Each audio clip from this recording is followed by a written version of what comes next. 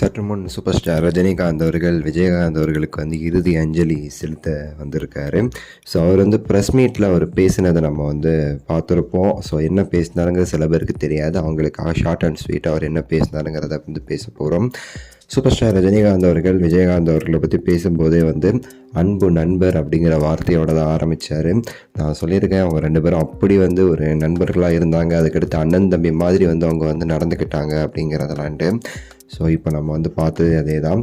Rajini sir சொல்கிறாரு, அன்பு நண்பர் விஜயகாந்த் அவர்கள் வந்து அவரோட இழந்தது வந்து என்னால் தாங்கிக்க முடியல, ஒரு பெரிய ஒரு நஷ்டம் எனக்கு. ஸோ அவர் இல்லாதது அப்படிங்கிறதெல்லாம் சொல்லிக்கிட்டு வந்து அவர் வந்து ரொம்ப ஆரோக்கியமாக நல்லா இருப்பார் அப்படின்னு நான் நினச்சேன். ஸோ இப்போ கூட நான் அவரெல்லாம் மீட் பண்ண கொஞ்ச நாள் முன்னாடி, அப்போல்லாம் கொஞ்சம் ஓகேயாக தான் இருந்தார். ரொம்ப நாள் வாழணும்னு நினச்சேன். ஆனால் இப்போ சமீபத்தில் வந்து அவங்களுடைய கட்சி மீட்டிங் ஒன்றில் அவரை பார்த்தேன். அவரை ரொம்ப கஷ்டப்படுத்தி அவர் உட்கார்றதெல்லாம் நான் பார்க்க முடிஞ்சிச்சு.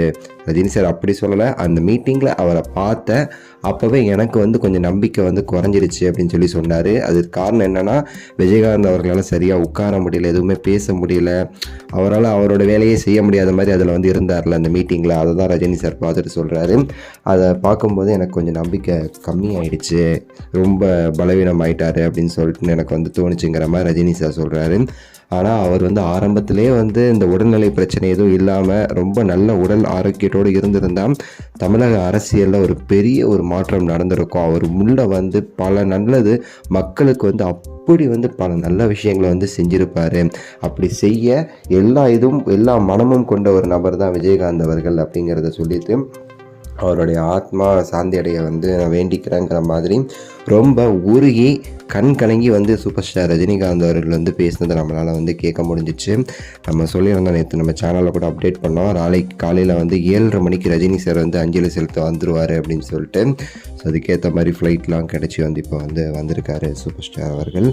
ஸோ நமக்கு ரொம்ப கஷ்டமாக தான் இருக்குது. நான் முன்னாடியே நேற்றே சொல்லியிருந்தேன், ஆக்சுவலாக விஜயகாந்த் அவர்களும் ரஜினிகாந்த் அவர்களும் அப்படி வந்து நெருங்கிய ஒரு நண்பர்கள், அண்ணன் தம்பி மாதிரி. ஸோ அவருடைய இழப்பை வந்து ரஜினிகாந்த் அவர்கள் எப்படி வந்து தாங்கிக்க போகிறார் அப்படின்னு சொல்லிட்டு எனக்கு தெரியலை.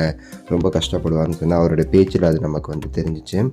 ஸோ இது குறித்து உங்களோட கருத்தை வந்து கீழே கமெண்ட்ஸில் வந்து பாஸ் பண்ணுங்கள். நம்ம சேனல் சார்பாகவும் விஜயகாந்த் அவர்களுடைய ஆத்மா சாந்தி அடைய வந்து வேண்டிக்கிறோம். நன்றி, வணக்கம்.